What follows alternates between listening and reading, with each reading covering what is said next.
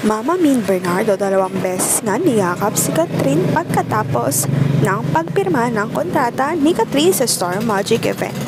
Halina't panoorin natin ang buong detalye.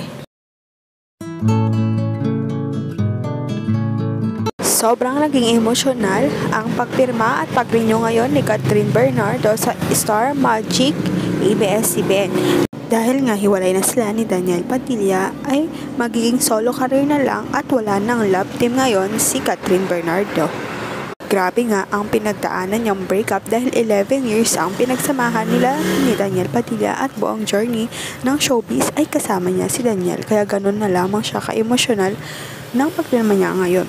Niyakap nga ni Mama Min si Catherine Bernardo dahil na rin alam niya ang nararamdaman at pinagdaanan ng anak kay Daniel. Halina't panoorin natin ang video. Tuloy lamang po tayo sa pag-share ng ating live stream, pag-tweet, lahat po ng mga messages niyo of love, mag-comment lamang po and share with the hashtag. Sa ngayon ay opisyal na solo career na si Catherine Bernardo at pinagbigyan nga siya ng mga boses niya na huwag isama o banggitin man lamang si Daniel Padilla sa event. Sa ngayon ay wala pang kumpirmasyon kung ano ang upcoming movies, projects, teleserye ni Catherine sa Star Magic ABS-CBN.